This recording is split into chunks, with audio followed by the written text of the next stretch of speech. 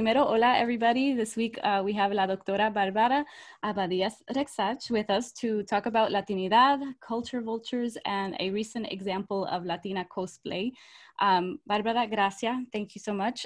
We're really excited. I'm really excited to be able to have this conversation with you. Y primero, déjame empezar con, in the midst of this pandemic, ¿cómo está? How are you feeling? ¿Y dónde está? Wow. Por un lado, la pandemia, con todo lo terrible que ha sido, ¿verdad? Y la incertidumbre en la que nos ha colocado, y los retos que he enfrentado con la pandemia a través de mi trabajo como profesora universitaria, etcétera. Pero también me ha permitido, con todas las medidas de seguridad y, ¿verdad?, los cuidados posibles, estar también con mi familia en Florida. Así que he estado entre Puerto Rico y Florida. Entonces, por la virtualidad, pues me puedo mover. Entonces, he pasado temporadas en Florida, aunque pues vivo en Puerto Rico. Y se supone que en algún momento me voy a mudar a San Francisco, California, que es donde estoy trabajando. Entonces, pues la pandemia pues también me ha ayudado un poco a quizás tener una transición de ese cambio que va a ser, ¿verdad? De un extremo, ¿verdad? Del Caribe al extremo Pacífico. Así que en este momento pues estoy bien, ¿verdad? Dentro de las circunstancias, pero ha sido difícil porque también este periodo de pandemia pues ha exacerbado ciertos temas y trabajo. Y entonces a veces me he sentido como abrumada de trabajo. Y he tenido que en algunos momentos tomar pausas, a pesar de que entiendo de que el trabajo que hago es importante, pero hay momentos en que digo, si no me cuido, pues no puedo seguir haciendo lo que me gusta y lo que entiendo que es importante. Así que ha sido un proceso de autorreflexión, que claro, no necesitaba una pandemia para pensar en estas cosas, pero quizás si no hubiese sido por eso, pues a lo mejor no me hubiese planteado algunas cosas. Wow, no, that's beautiful. Self-care is so important right now. Y yo pienso que hemos tenido más conversaciones que self-care no es solamente tomar un break de una hora o hacer, one thing. It's more in the mind. So I really appreciate that. I think that's something we need to talk about more. Mental health en estos tiempos es exacto, como ese wellness, so important. como to make a plan, how you want to feel and why. Exactly. And how. Yeah. Exactly. Bueno, first of all, I want to read your bio for everyone who may not know you, because it's, first of all, it's so impressive. But here, let me read your bio. So you are a communication scholar, sociocultural anthropologist, an Afro-Puerto Rican feminist, and anti-racist leader. You received your BA in Public Communication and a Master's in Theory and Research of Communication from the University of Puerto Rico, and then a PhD in Anthropology from the University of Texas in Austin.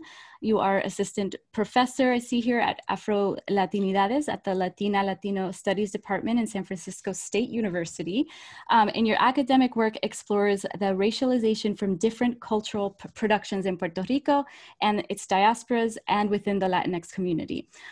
You are the author of the book Musicalizando la Raza, the racialization in Puerto Rico a través de la música from 2012, and your recently published academic articles include, I thought this was really interesting, I need to read it, The Summer 2019, The Great Racialized Puerto Rican Family Protesting in the Street Fearlessly.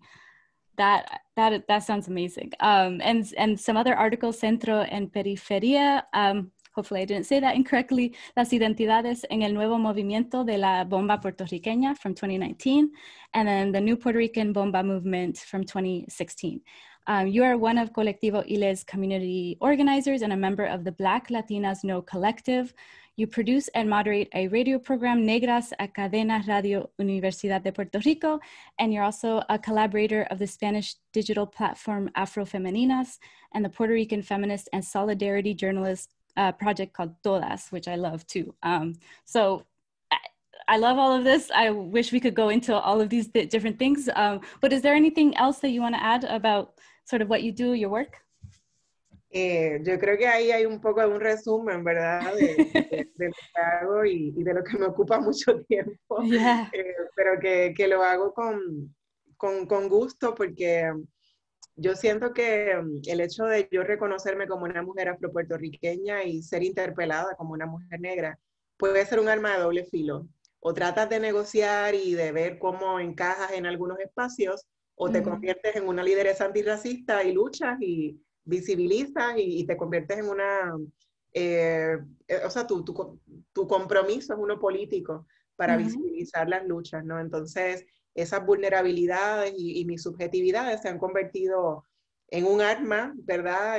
Para luchar, por lo que entiendo que merecemos todas las mujeres negras en Puerto Rico, y es también una deuda con mis ancestras. That's beautiful. Well, I want to say that this is an important conversation because, you know, for me, I wanted to touch on it, even though it sort of started maybe 2-3 weeks ago. But I thought it was an important conversation, especially as a lighter skinned Latina, to talk about what happened, to not be silent about it, or bury this under the rug. I feel like, especially like I feel such a strong need to continue to amplify voices of Afro-Latinas, especially in Puerto Rico. So for those who may not know, I also want a quick summary is that a few weeks ago, an article was published on Prism Reports. The journalist was Tina Vasquez, and she revealed that a prominent lawyer and activist in the New York community was not actually Boricua or Colombian as she had presented, but instead she was a white woman from Georgia with Irish, Italian, and Russian ancestry. Más recientemente, recently, due to a demand for accountability, this person resigned from her position at the National Lawyers Guild, and she faces community accountability. So that's a lot. I wonder, I guess first, actually, I want to ask you, what was your initial reaction when you saw that those articles come out? And also, más recientemente, como estamos hablando, like she resigned from her position. What was your reaction to that? Al principio yo no conozco a Natasha Alicia Orabanan, entonces recuerdo que vi un estatus de una amiga de Facebook pidiendo disculpas a las personas a las que a lo mejor le había presentado a Natasha, que se sentía como muy ofendida y pues como frustrada, ¿no? De haberla conocido y no haberse dado cuenta, y lo que eso, recomendarla para algunas cosas o tener una imagen de ella, pues como que se la había derrumbado. Wow. A renglón seguido leo el siguiente, como en el newsfeed, otro mensaje de otra persona que todo lo contrario, defendía a Natasha y decía que pues no había que Estados Unidos no tenía el derecho de determinar quién es boricua o no. Y bueno, justificaba la amistad, etcétera. Entonces yo, como que son dos, se están hablando de la misma persona, ¿no? Entendía.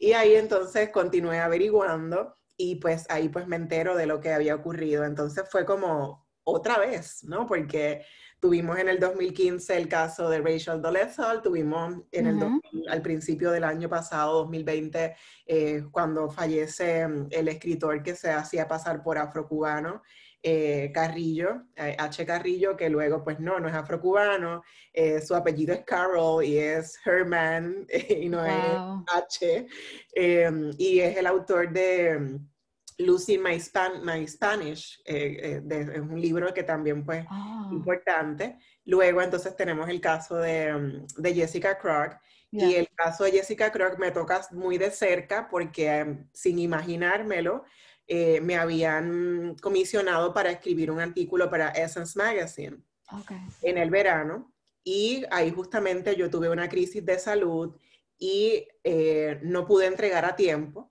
así que la versión que salió en el print de Essence Magazine was written by Jessica Crock, and she was talking about her Afro-Boricua identity. Así que I can send my piece, and she took that space. So when I learned about that, I was like, what? Porque uno piensa estas cosas como algo muy como lejano, ¿verdad? Y de pronto el espacio que me habían dado, yo había pedido a la editora que tuviese como un sidebar con imágenes de otras mujeres afropuertorriqueñas. Hice entrevistas a Ana Irma Rivera Lacena, a Kimberly Figueroa Calderón, a Lorian Sacha Antonetti y a otra compañera, Miriam Frangé Suárez, y preparé el artículo, pero late. Entonces nunca salió ni en el print ni en la versión digital.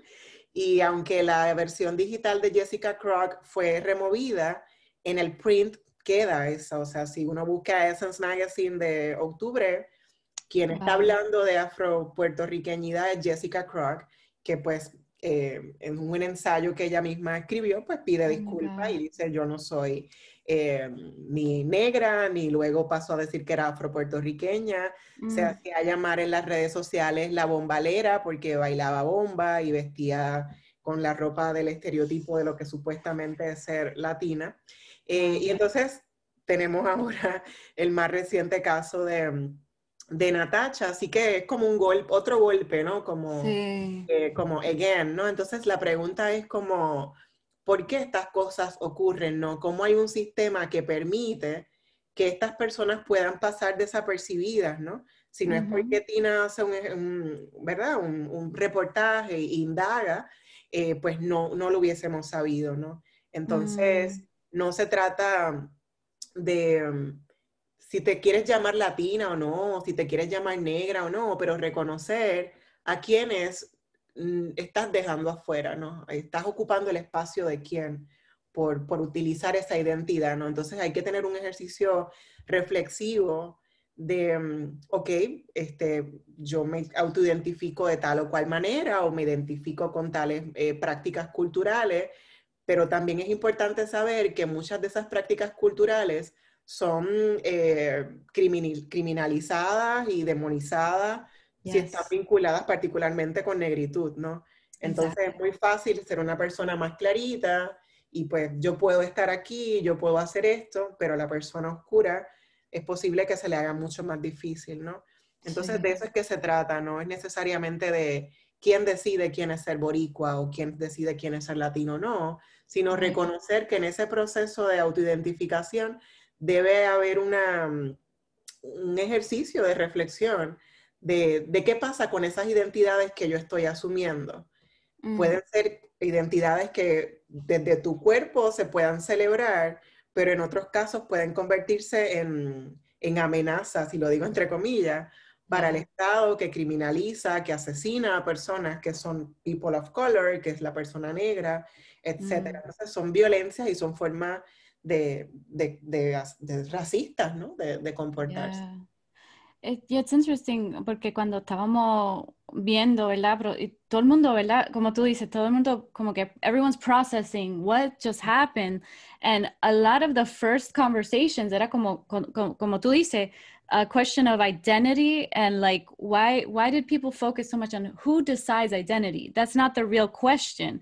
And so I think it's really important, like, why did people center this, why that, you know, who decides identity rather than the harm caused by what she did, which you just, you know, described. So I think that's an interesting thing. Like, why do you feel people centered this idea instead of centering, you know, the actual harm that she did? I feel like that's confusing. And I think that's confusing mostly to people who have not seen this before, who are not Afro-Latinos, who haven't dealt with it. So I think that that's also another thing that I think había muchas personas like más blanquitas que estaban como que, pero ¿cómo? And it's like, no, that happens a lot. It happens a lot. And Afro-Latinas are not so surprised by it. I wanted to circle back on this, the stereotypes too of quién es Latino y quién parece Latino. Why, especially this case, is so important to those stereotypes, right? Latinidad and who's supposed to like, oh yeah, you're Latino, but maybe we have to question that. If you could talk a little bit about that. Pues mira, Débora, yo quiero aprovechar, primero agradecerte por el espacio para hablar sobre este tema, porque muchas de las personas que yo, y esto lo digo desde mi, ¿verdad? No puedo generalizar desde mi pequeño espacio de Facebook y de mis redes sociales, pero las personas que yo estaba viendo que estaban hablando sobre Natacha son personas que son racializadas como no negras en Puerto Rico, o sea, gente más clarita, ¿no? Así que la gente más clara o la gente que se considera blanca en Puerto Rico estaba hablando sobre Natasha, a favor o en contra, pero estaba hablando, mucha gente hablando a favor. Sin embargo, recuerdo una compañera que es una persona visiblemente negra que prefirió no comentar. Entonces, esto lo que me hace pensar es cómo, o sea, para la gente que tiene duda de qué es racialización o cómo es que operan estos procesos, eso es parte de la racialización. ¿Quién se siente con el poder, con el derecho de hablar y decidir, ¿verdad? Y yo puedo hablar y puedo defender, ¿verdad?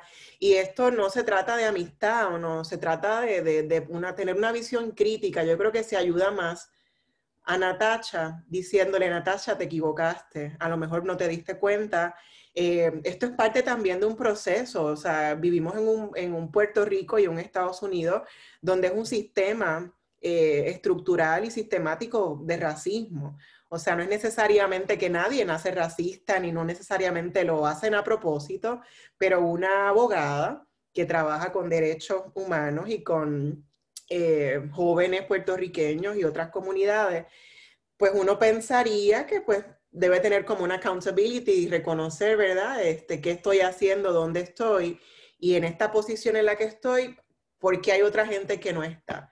¿Por qué a la gente que yo supuestamente defiendo no está aquí? ¿Por qué tengo que ser la portavoz, verdad? Ese mito que a mí no me gusta, ¿verdad? Y siempre lo combato de decir, yo soy la voz, yo no soy yo soy mi propia voz, o sea, yo no puedo ser la voz de las demás mujeres negras ni nada, pero agradezco estos espacios para hablar de esto porque pocas veces se nos pregunta a nosotras las mujeres negras y afrolatinas cómo nos sentimos con estas situaciones, ¿verdad? Entonces yo agradezco estos espacios. En términos de identity, ¿verdad? Pues como digo y he repetido en muchos espacios, el lugar de nacimiento es un accidente, o sea, uno no sabe qué día van a nacer, ni cuándo, ni cómo, ni dónde, ¿no? Así que las identidades son construcciones sociales, ¿no? Y son construcciones que han operado porque favorecen a unos grupos por sobre otros. Entonces, por ejemplo, en Estados Unidos, para la década de los 80 funcionaba empezar a llamarle a la gente latina. Es una forma de ponernos una etiqueta y de encajonarnos, somos diferentes a los African Americans, somos diferentes a otros grupos, ¿verdad? Que estaban emergiendo ahí. Y es una forma de etiquetarnos y de ponernos como, ok, esta es tu cajita, y de ponernos como unos estereotipos y unas características que parecerían inherentes y casi biológicas. Entonces, cuando empezamos a pensar que somos tan heterogéneos, tan diferentes, ¿verdad? Pues es bien importante tener ese discurso de la diferencia, como dice Chimamanda en su libro sobre cómo ser feminista o cómo enseñar sobre el feminismo. Pues en una de las recomendaciones que hace a su amiga y Yahuele es enséñale a tu hija que tiene que ser diferente y que es bueno ser diferente, ¿verdad? Pero dentro de esas diferencias tenemos que entender procesos de, primero, raza es una cosa, etnicidad es otra cosa, la xenofobia, o sea, hay distintas formas de violentar los cuerpos distintos. Y hay colorismo, y entonces pues hay mucha gente en Puerto Rico que se autoidentifica racialmente como negra, pero tiene que entender que si es un poco más clara de piel, pues a lo mejor pasa, ¿verdad? Ese llamado passing que no necesariamente como white passing, ¿verdad? Porque hay veces que hay gente que pasa como blanco en Puerto Rico y cuando cruza el charco, pues ese no es el passing, es como quizá a lo mejor de otro lugar, ¿verdad? Pero no necesariamente como white. Entonces yo creo que es bien importante que la gente entienda que son construcciones y que tenemos que aprovechar esas construcciones a nuestro favor, ¿verdad? Y de una forma política para visibilizar estas diferencias, para tener estas conversaciones. Y es importante que en el caso de Natasha, si Natasha quiere llamarse colombiana porque su padrastro es colombiano, creo que tiene o tuvo otro padrastro, otro stepfather peruvian, y quiere decir I'm Peruvian, pues, pero tiene que pensar que a lo mejor en esa posición como abogada senior de una organización, hay otras colombianas, hay otras peruanas, hay otras boricuas, ¿verdad? o esas amigas de ella boricua, qué posiciones tienen y cómo lucen, ¿verdad? Y esas otras boricuas que no están ahí, ¿por qué no están y cómo lucen? Seguramente porque somos más oscuras o tenemos otros backgrounds, ¿verdad? Entonces hay otras intersecciones ahí. Cada intersección que Natacha asume, parecería que la mujer latina, como dice la doctora Zaire Dinsi, es como Natacha. Entonces, eso también manda un mensaje equivocado de qué es ser latina, ¿verdad? Por ejemplo, yo recuerdo en el Super Bowl del año pasado, Jennifer López y Shakira, ¿no? Entonces, la latinidad y esa celebración y las músicas afrodiaspóricas, pero ¿desde qué cuerpo? De cuerpos claros, de cuerpos, ¿verdad? Que no necesariamente representan estas identidades afrodiaspóricas que están celebrando en un escenario, pero desde la blancura, ¿no? Entonces, o desde lo más claro. Entonces, es importante que pensemos esas identidades que en el cuerpo de Natacha, y lo digo, ¿verdad? Literalmente, hay gente que decía, Natacha es boricua porque tiene unas caderas y porque baila salsa. O sea, esa noción de el cuerpo de la mujer latina es las nalgas, las caderas, o bailar salsa, o bailar bomba, como el caso de Jessica Crock. No, o sea, eso es como una forma también bien retrógrada y, ¿verdad? Y muy cerrada de pensar lo que son las identidades. Y entonces, Natacha puede celebrar su latinidad, su colombianidad, su puertorriqueñidad, su peruanidad, lo que sea. Pero yo, por ejemplo, como mujer negra, para yo celebrar mi negritud me cuesta, porque cada vez que yo digo que soy negra, hay gente incluso que se, pues, ¿cómo tú te atreves a decir eso? Eso no se dice, es que tú no eres tan negra. Yo soy negra y tú me estás viendo como negra y me estás tratando como negra cuando me sigues en una tienda. Si me para un policía, yo no pienso, me va a dar un boleto o me va a dar como un warning. Yo pienso que hasta me puede matar, ¿verdad? Me pueden asesinar. En los aeropuertos, y esto lo he dicho hasta el cansancio, me han metido la mano en el pelo y me han registrado mi pelo. Yo estoy segura que a Natasha no le registran el pelo, ¿verdad? Ni incluso a otras mujeres más claras con pelos rizos tampoco, ¿verdad? Entonces, hay un asunto de que cada identidad que yo asumo, la asumo con mucha vulnerabilidad y con muchos miedos y con muchas inseguridades, porque ya ser mujer, ser negra, ser puertorriqueña, ser pobre, en los espacios donde yo he tenido el privilegio de llegar, es casi un logro, ¿no? Entonces es como mi cimarronaje, ¿no? Diario de estar luchando, ¿no? Por ocupar unos espacios, ¿no? Entonces, de eso es que se trata, ¿verdad? De lo que Natasha está reclamando puede convertirse en una amenaza para los sistemas desde otro cuerpo, ¿no? Si otro cuerpo es negro o es latina, pues eso puede ser una amenaza, y lo digo entre comillas, para los sistemas que operan para degradarnos, deshumanizarnos, colocarnos en espacios de mucha vulnerabilidad. Entonces, de eso es que se trata. O sea, no es una crítica necesariamente, por supuesto que Natasha tiene una responsabilidad, pero también las organizaciones tienen una responsabilidad de quiénes están en mi organización y por qué derechos estamos abogando, para quiénes, porque esos quiénes no están acá en este otro espacio, ¿no? Esos momentos donde yo pienso en esas portavocías, ¿no? Ser portavoz de alguien, pero ¿por qué la persona no puede estar? ¿Por qué no podemos escucharnos? Yo no quiero que tú seas mi voz, yo quiero que tú me subas el volumen para que me escuches, ¿no? No es que no, nos dejen como al margen, ¿no? Y yo creo que el hecho de que, de nuevo, que la discusión incluso en Facebook se haya dado de la manera que se ha dado, da cuenta de cómo operan estos sistemas. La carta que Natasha escribe para pedir disculpas, pues también da cuenta, ¿no? Si te ofendí, pues perdón, ¿no? De las mismas organizaciones, muy sutilmente, ¿verdad? Pues bueno, she resigned, pero esto no tenía que pasar, ¿no? Porque hay que esperar que alguien lo descubra. Entonces yo creo que hay un ejercicio también de que las instituciones, particularmente estas organizaciones de derechos humanos, etcétera, comiencen a mirarse, ¿no?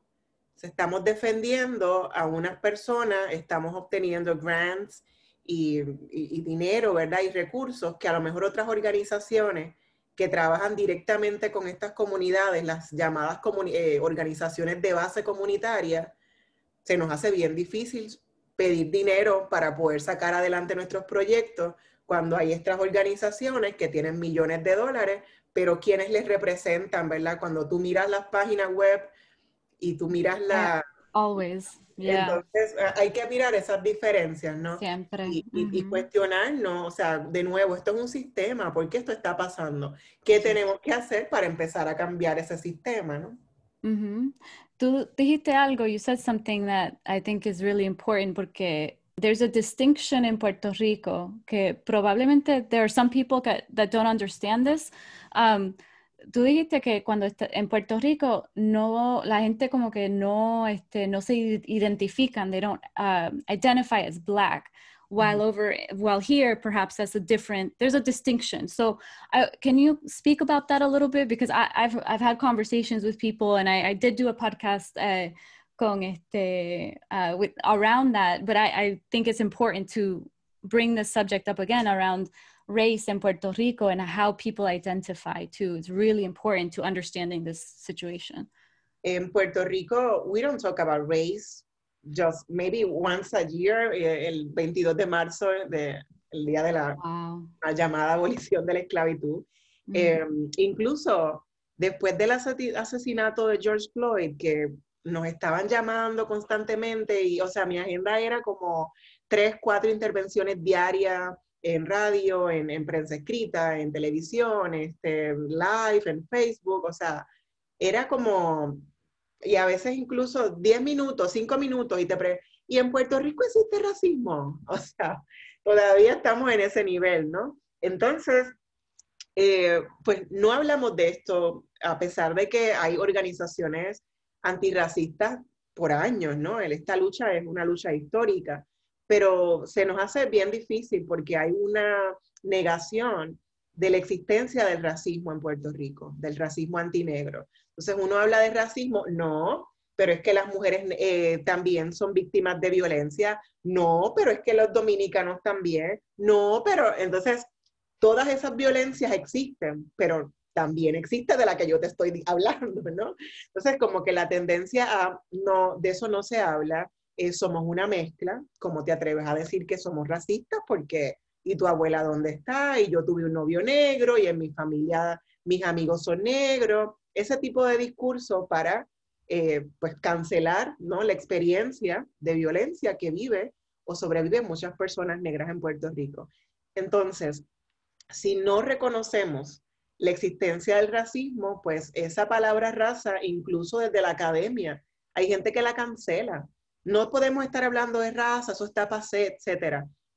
Bueno, puede estar pasé, pero la experiencia de mucha gente negra, vamos entonces a contar cuántos profesores visiblemente negros hay en la Universidad de Puerto Rico, cuántos estudiantes visiblemente negros tienes en tu salón de clase, cuántos programas de racialización o de negritud tienes en la Universidad de Puerto Rico. Ahora en el 2021 hubo la Ford Foundation otorgó, o si no me equivoco, o la Mellon, $700,000 a la Universidad de Puerto Rico para un proyecto. 2021. Y claro que ha habido gente, o sea, esto se logra gracias a que por décadas ha habido gente trabajando en esto, intentando, ¿verdad?, que esto pasara, pero tienen que pasar 30, 40 años para que en Puerto Rico. Entonces, hablamos de que no, es que el racismo en Puerto Rico es sutil o es una microagresión. Entonces, es importante, ¿verdad?, reconocer lo que es micro, ¿verdad?, para poder identificar esas, pero también son agresiones, ¿verdad? Y el hecho de que se manifieste diferente a Estados Unidos no significa que no ocurre en Puerto Rico, no significa que no existe, o que es un invento, que somos changuitas, o que es una negra parejera, entonces todo ese tipo de cosas. Así que es bien importante que hablemos de este tema con regularidad, o sea, por eso la existencia del programa Negras también, ¿verdad? Para romper con esa noción de decir negra, eso no se dice, ay, de negrita, porque no te quiero ofender. a mí no me ofende si me dices negra. O sea, yo soy negra y me estás viendo y me estás tratando como negra. Entonces, vamos a dejarnos de paños tibios y vamos a hablarlo claro, ¿no? Entonces, para romper con esa noción, para que reconozcamos las formas en las que se manifiesta el racismo en Puerto Rico de una manera estructural y sistemática, y sobre todo, para que cuando pensemos en negras, pensemos en mujeres y afrosaberes, pensemos en literatas, en poetas, en músicas, en maestras, en antropólogas, en sociólogas, en sexólogas, o sea, que rompamos con esa noción. Estamos ahora, estuvimos ayer y vamos a estar mañana, o sea, siempre hemos estado. Lo que pasa es que no nos has querido ver y no nos has querido dar nuestro espacio, ¿verdad? Entonces, esta conversación sobre raza es una conversación que todavía está en un nivel elemental, como dicen mis compañeras del colectivo ILE, pero yo tengo la esperanza de que vamos a seguir moviéndonos a ese próximo paso, de que ya vamos a reconocer de que sí existe y ya pues se trata de ver cómo evitamos estas prácticas antirracistas, porque el racismo antinegro se da en la salud, se da en la educación, se da en el trabajo, se da en el sistema de justicia, en la alimentación, está el racismo ambiental también. Así que es como un monstruo, ¿verdad? Igual que celebramos que hace 3, 4 días finalmente se declaró un estado de emergencia por la violencia de género en Puerto Rico, yo tengo la esperanza de que también se declare que Puerto Rico es un país afrodescendiente, que hay racismo en contra de las personas negras o de las personas no blancas en Puerto Rico y que podamos proclamar que somos un país antirracista. Ese es como mi sueño, ¿no? La utopía que espero ver de que tenga, no sé, 100 años, si es que llego hasta allá, pero... Así que me parece que es importante que esta conversación se tenga porque si bien Estados Unidos podemos verlo quizás de una forma más tangible, cómo se manifiesta el racismo justamente por la gentrification, todas esas divisiones que están bien, bien marcadas. Y se habla y uno pues se matricula en African Studies o en African American Studies o Afro-Latino Studies, o sea, está todo esto, pero también tenemos que salirnos de la academia, ¿no? Yo creo que también es importante que nos movamos y en el caso de Puerto Rico, pues tenemos primero que tener estos programas, pero también vincularnos a la comunidad, porque estamos hablando de un programa de racialidad y viendo cuál va a ser la facultad que va a dar esos cursos, pero a mí me interesa también saber qué estudiantes van a tener acceso a esos cursos, ¿verdad? Porque la gente negra necesita conocerse, necesita conocer sus historias, porque en la medida de que conocemos nuestras historias podemos pues, defenderlas, ¿no?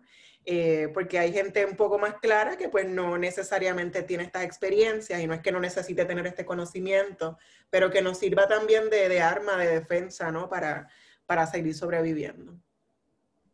That is really powerful because you made me think about someone that I spoke to who said that she was really disappointed en cómo la reacción sobre Natasha, porque ella vive acá y ella dice, yo me siento confundida, and she felt like I saw her, you know, responding to, so happy to see you speaking and other Black Latinas speaking about this because, como tú dices, we need to know ourselves, we need to be able to, and so I felt like, especially for a lot of younger generations, necesitan eso, acceso a those spaces. I learned a lot about racism through public health when I went to school for public health and social epidemiology. Pero como tú dices, learning everything in academia and like the statistics, como tú dices, we need to move beyond that. We need to move to action. I was thinking a lot about unconscious bias cuando las personas no saben y en esta conversación con gente que dice, pero el racismo no existe, como que no entienden because of this unconscious bias también. So I'm curious about that, but also a lot of conversations que muchas personas están teniendo sobre proximity to whiteness and sort of survival and a sense of feeling safer if you identify as white. And maybe, you know, the trauma too of like trying to please or to be you know, in line with more whiteness as almost like a defense mechanism. Is that also something that you feel is part of the issue sometimes? Pues sí, o sea, primero, algo que también mencionaste, Débora, necesitamos también representación, ¿verdad? Que Yes, esté representation, representada, for esta sure. representation, recuerdo la toma de posesión de Biden y Kamala, Mm. ver esas figuras negras y ver a esta chica poeta fue como, wow, ¿no? O ver a Michelle, ¿no? O a la misma Kamala, ¿no? Independientemente que a lo mejor, pues, uno pues tenga dudas de cómo qué va a pasar y qué cosas se van a adelantar con esta nueva administración, que pues por supuesto que va a ser mucho mejor que lo que había, pero tener esas figuras, pues cuando las niñas se ven y dicen, yo puedo ser como ellas, ¿no? Así que el asunto de la representación también es importante. Hay otro tema que lo que mencionas, hay un racismo internalizado, ¿no? Y una inferioridad internalizada y una superioridad internalizada. Entonces, dentro de ese mismo sistema estructural de racismo, de establecer categorías raciales, sistemas de castas y todo eso que históricamente ha pasado, pues hay gente que ni siquiera lo piensa, o sea, yo puedo entrar a un lugar, no me van a registrar, no pasa nada, o sea, yo paso y ni siquiera se plantean, por eso se sorprenden cuando uno dice, mira, a mí me registran en el aeropuerto, mira, a mí me detuvo la policía en Charleston y en vez de, o sea, detuvo a la persona que iba manejando, un hombre blanco, pero el policía vino por mi lado. Yo no estaba guiando porque el policía viene por mi lado como passenger. Y eso me pasó en el 2017 en Charleston, South Carolina. Y era como que, pero ¿por qué viene por aquí si yo no he cometido nada, ¿no? Pero era la mujer negra con trenza que estaba en un auto con un hombre blanco, ¿no? Y todavía pues son cosas que son traumáticas porque uno está pensando que qué va a pasar, qué me van a hacer, me van a detener, etcétera. Entonces, está lo que llamaba también Dubois, ¿no? Como ese double consciousness, que luego pues él tuvo como unas reflexiones, pero es como tú a veces haces esas negociaciones. Yo a veces hablo con mis estudiantes, ¿no? Que son latinos y me dicen, pues mi familia vino de México, de Honduras, Nicaragua, El Salvador, Guatemala, pero yo no hablo español. Y eso son negociaciones que hacen las familias para tratar de pasar, ¿no? Para que no pregunten, where are you from? Para que no te traten diferente. Lo que pasa es que hay unos rasgos, no solamente el idioma, ¿verdad? Hay otras cosas que también te etiquetan y te ponen en un grupo particular, ¿verdad? Entonces, yo puedo hablar inglés, pero cuando abro la boca y tengo acento, where are you from? Como esa pregunta siempre viene, ¿no? Entonces, es una forma de decir, tú no perteneces. ¿De dónde eres? ¿Por qué estás aquí, verdad? A veces pasa sutilmente y no es sin malicia, pero también son procesos que se van normalizando y son como que esto no pasa nada con preguntar. Y mira, sí pasa, porque entonces me estás haciendo sentir que no pertenezco. Entonces, si hay gente que tiene esa superioridad internalizada, la ejerce, ¿verdad? Entonces, cuando hablamos de esto, está lo que se llama el white fragility, ¿verdad? Te sientes como amenazado, ¿no? De esto no podemos hablar, no, yo no soy racista, no, yo no, pero vamos a hablarlo. Esto que hiciste a lo mejor, pues mira, es una forma de evaluar a una persona, etcétera. No piensa el acceso que tienes a educación, dónde vives, qué carro puedes manejar, qué ropa te puedes poner, etcétera, versus otras personas. Entonces, por un lado está esa superioridad internalizada versus esa inferioridad internalizada. Si una persona, mira, y lo he comentado también en otros momentos, yo tengo 40 años y yo soy la primera persona en mi familia con un doctorado. Y mi mamá falleció en el 2010 de cáncer de colon y yo atribuyo que también su enfermedad tiene que ver a procesos de racialización, ¿no? a qué tipo de alimentación podíamos tener en mi casa. Quizás el carrito estaba lleno de comida, pero lleno de junk food, de comida chatarra, que ha provocado la diabetes de mis hermanos. Yo tengo un hermano de 41 años que tiene diabetes y recibe diálisis. Y le amputaron una pierna, no ve por un ojo y tiene 41 años. Así que no es que somos comelones y que son procesos también. O sea, si empezamos a pensar lo que comemos, o sea, todo, y las cuestiones culturales también, están asociadas a unos procesos de poder también, ¿no? Entonces, mi mamá compraba muchas cosas, pero no necesariamente era lo más saludable, ¿no? Así que cuando yo decido ir a la universidad, pues me apoyaron, pero también yo no tenía un modelo. O sea, yo honestamente no sé cómo lo logré, ¿verdad? Ha sido con mucho sacrificio. Y con muchas luchas internas de sentirme menos por no hablar inglés correctamente o sea, son luchas que una tiene que otra gente no las tiene. O sea, yo conozco muchas de las personas que estudiaron conmigo en la maestría o en el PhD, gente latina. Tengo muchos amigos a los que adoro que son personas latinas, pero vienen de una condición económica muy favorable en sus países de América Latina. Yo llegué al PhD porque tenía un assistantship y con eso yo me pagué y tengo una deuda de préstamos estudiantiles que me voy a morir sin haberla pagado. Ahora mismo yo tengo un trabajo en San Francisco y no me he mudado porque tengo que ahorrar antes de mudarme porque San Francisco es súper caro y tengo que, antes de aceptar la oferta, tuve que contemplar, yo voy a poder pagar mis préstamos estudiantiles y voy a poder vivir en San Francisco con el salario que voy a tener. Porque además de eso, pues soy una persona soltera y hasta te criminalizan, casi te penalizan, porque entonces, bueno, una familia con un salario tal puede sobrevivir y si estás sola, pues a mis 40 años yo no estoy para roommates, para poder vivir, ¿no? Para poder pagar una renta, una pareja sí, pero un roommate no. Entonces, o sea, todo ese tipo de cosas que yo digo, bueno, me río por no llorar, pero o sea, son consideraciones que otra gente a lo mejor no se hace. Y son cuestionamientos que yo me hago. O sea, yo me hago cuestionamientos por todo. O sea, lo económico, o sea, las condiciones de salud que pueda tener, qué vínculo puede tener esto con los accesos que me puedo enfermar. No, porque no tengo un plan médico. O sea, tengo plan médico ahora porque estoy trabajando en una institución en Estados Unidos. En Puerto Rico yo trabajaba en la Universidad de Puerto Rico como adjunct professor y como no tenía una carga completa, podía tener 10, 11 credits, pero eso es no full time. Así que no tenía ningún tipo de beneficio. No healthcare, nada, ningún benefits.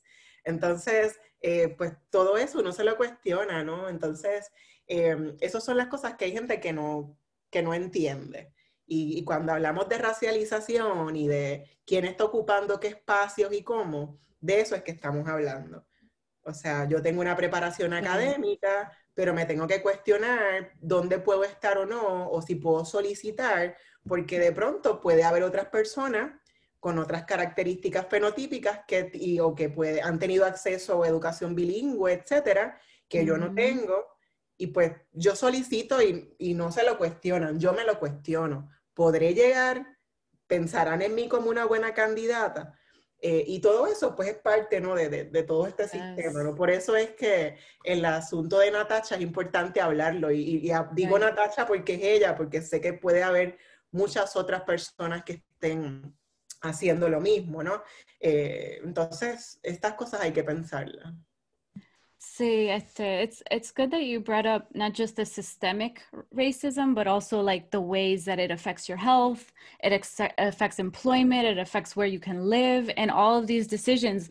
Que como tú dices, like there are people, if you know, from privilege, you know, both class and race, that they never have to think about that. They never have to go through life thinking about that. Gender to the panorama es Yeah. también otro asunto, ¿no? Como las mujeres, mujeres negras, mujeres latinas, afrolatinas, estamos como Yeah. bajando escalones, ¿no? Exactly. Yeah. And that's why I think these conversations, even though they might be really uncomfortable for some people, they have to have them. So I'm really glad that you mentioned, you know, the organizations she was a part of, her own friends. It's not just who she works with, it's everyone that has to be part of these very uncomfortable conversations, because at the end of the day, it's not just, como tú dices, the violence against Black people, but it's also the many ways that racism gets under the skin and affects you and affects your life. Mm-hmm. So I know we could talk for another like 3 hours about this, but I know I talked about, let's see, I wanted to talk a little bit about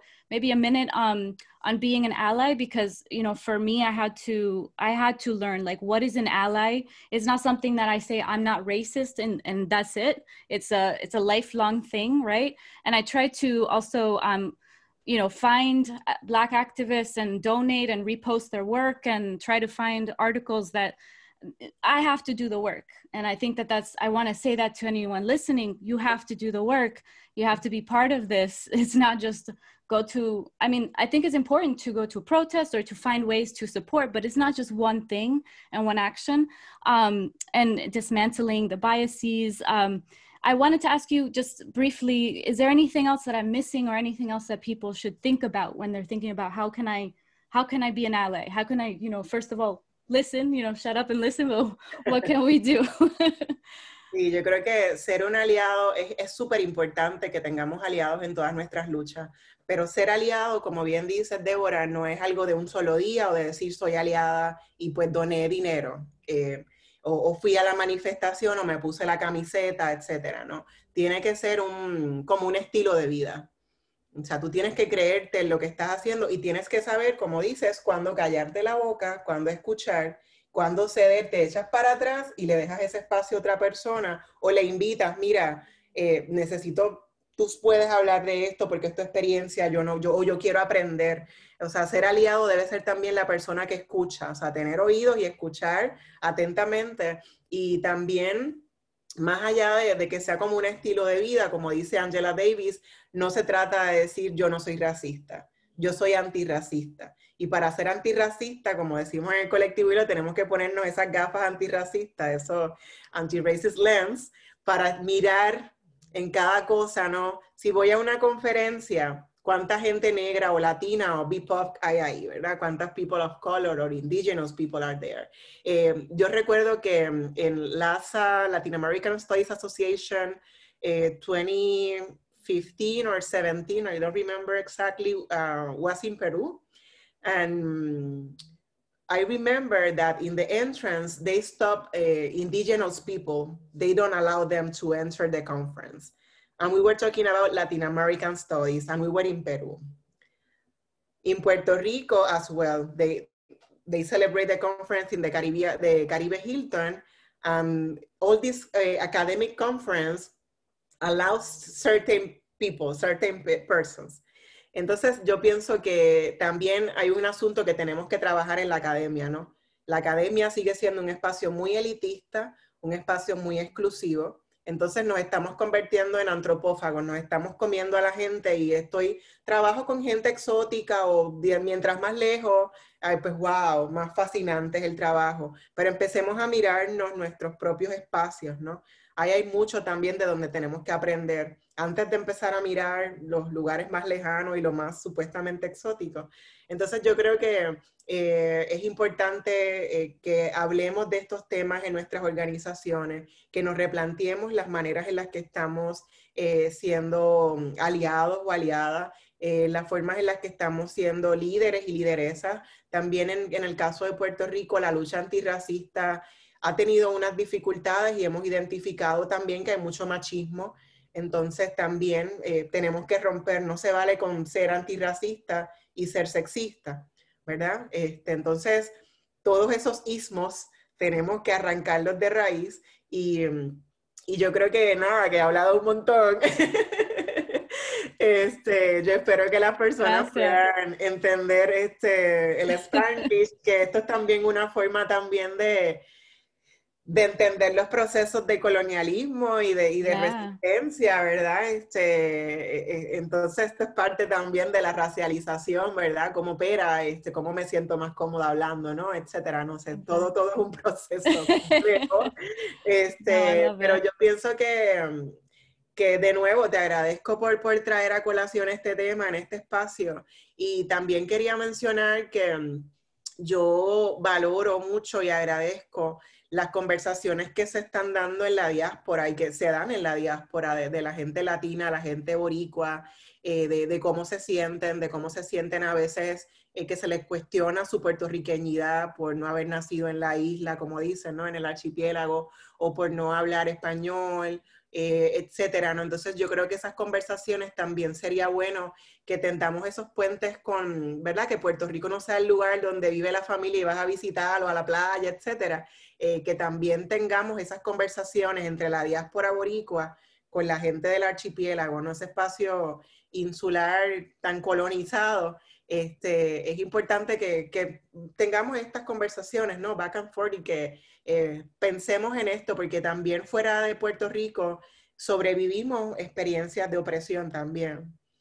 Entonces yo creo que quizás se manifiestan distintas, pero mucha de la opresión que se sobrevive en la diáspora, particularmente en Estados Unidos, nos ayudaría mucho en el espacio insular a entender qué es ser con una colonia. Por eso hay gente que dice, no, pero es que la gente que está fuera de Puerto Rico es la más nacionalista, la que tiene más orgullo por la patria, la que lleva la bandera donde quiera, claro, porque hay una nostalgia, pero también una negociación, una lucha constante de que te preguntan, puertorriqueño, ¿no? O sea, no eres de aquí, etcétera, ¿no? Entonces, o no saben que somos US citizen, claro, no lo pedimos, no fue voluntario, pero tenemos el passport. Entonces yo creo que hace falta también que nos unamos, más allá del rice and beans y de la salsa y de la bomba. Este tipo de conversaciones son súper necesarias. Para mí es algo que necesitamos, que establezcamos más puentes, ¿no? Yo sé que están Puerto Rican Studies Association, y que hay otras universidades, que Hunter College, etcétera, que tienen, pero tenemos que los puertorriqueños y puertorriqueñas y puertorriqueñas estamos donde quiera, ¿no? Entonces todas esas experiencias nutrirían mucho la lucha por la descolonización y por la lucha antirracista en Puerto Rico, allá en la isla. Yeah, no, I love this topic always makes me emotional, because I think about that a lot. Like, we have been, almost like cut off from our culture, and a lot of us, como tú dices, facing oppression, we were trying to find our way back. And so that is so true. Finding bridges and finding more connections. Eso también muchas personas que vienen al podcast lo dicen también. We have to find ways to get closer together, to link more. So I really, that comment meant a lot. And I know a lot of people in la diáspora también, they really feel that. They want to find a way to be better allies, find ways to connect more. So gracias por eso, honestly. ¿Otra cosa que quieras decir antes de terminar? No, con lo que acabas de comentar también me hace, o sea, yo pienso en muchas cosas a la vez. Pero también pienso en no sentirnos como culpables, ¿no? Porque hay como un sentido de culpabilidad que es parte también del sistema que nos ha hecho sentir menos, ¿no? Y aprender a escucharnos. Cada quien tiene una experiencia muy particular. De nuevo, abogo por pensar en la diferencia y celebrar la diferencia. Qué bueno que somos diferentes, ¿no? Pues si todos fuéramos iguales, para bien aburrido. Entonces, respetar esas diferencias, no sentirnos culpables. Antes yo, por ejemplo, y lo del idioma, pues sigue siendo una barrera para mí, porque pues no puedo expresarme en inglés como con la rapidez que lo puedo hacer en español. Pero antes yo decía como que, I'm sorry, I don't speak English, o I have an accent. Y de pronto es como que, ¿sabes qué? No es fácil ser bilingüe, saber dos idiomas. Eso es cierto. Cambiar ese discurso, porque yo no tengo que pedir excusas por nada. O sea, Never, yes. Ha habido unas circunstancias que me han llevado a que en ese caso, pues no puedo sentirme fully bilingual, ¿no? Pero aún así, pues yo lo intento y cuando me equivoco, pues me equivoco. Pero para este tipo de entrevistas a veces prefiero hablar en español para poder fluir. Spanglish is perfect. Pero lo digo también como un ejemplo, ¿no? De que a veces uno se siente culpable de, mira, pues yo soy puertorriqueña, pero es que como nací allá afuera, pues no. Y no, o sea, se es puertorriqueño de muchas formas, ¿verdad? Por eso, de nuevo, volvemos al caso de Natacha. Si ella se quiere llamar puertorriqueña y viequense porque abogó por la lucha de Vieques, pero que sepa que la gente de Vieques tiene mucho que decir y que es la gente de Vieques la que sabe qué es lo que está pasando en Vieques, ¿verdad? Entonces, de nuevo, Tony Croato se decía puertorriqueño, el argentino italiano boricua, y lo celebramos, ¿no? Y las canciones que nos dejó, etcétera, pero reconocía también cuál era su espacio, ¿no? Y el espacio y sus privilegios, ¿no? Entonces, de eso es que se trata, ¿no? No es necesariamente de pedir excusas después de hacer algo, ¿no? Es reconocer, me equivoqué, lo hice mal. Yo creo que más que decir perdón si ofendí a alguien, es decir, me equivoqué. Estuve ocupando una posición y haciendo un trabajo con mucha pasión, etcétera, pero no me di cuenta que a lo mejor ahí pudo haber estado otra persona o pudimos haber estado más personas, ¿verdad? Ocupando esas posiciones y esos roles. Entonces yo creo que de eso es lo que se trata, ¿no? La conversación. Entonces, escucharnos y ser conscientes de que las experiencias de cada quien hay que darles el valor que merecen y que tenemos que reconocer las opresiones, reconocer que hay personas que estamos sobreviviendo cada día, distintos sistemas de opresión y de exclusión, y que a veces ni siquiera nos atrevemos a aspirar a ciertos espacios porque no tenemos una representación o porque pensamos que no somos capaces o no somos suficientes para eso, ¿no? Entonces, hay un asunto también psicológico de que, o sea, por eso es que para trabajar el tema de la lucha antirracista tiene que ser desde un punto de vista holístico, ¿no? Como hablábamos al principio del wellness, ¿no? Tiene que ser un asunto, es un asunto de salud básicamente, ¿no? Que hay que atender desde todos los puntos, ¿no? Entonces, por ahí debemos ir. Wow. Bueno, muchas gracias por tomar este tiempo. I will absolutely share this I'm going to be sharing this all over the place. Pero muchas gracias. I really appreciate this. I am sure that I will talk to you again. I want to talk to you about the music and how all your work there, but we will talk again, I'm sure. Muchas gracias otra vez y que tengan una buena noche.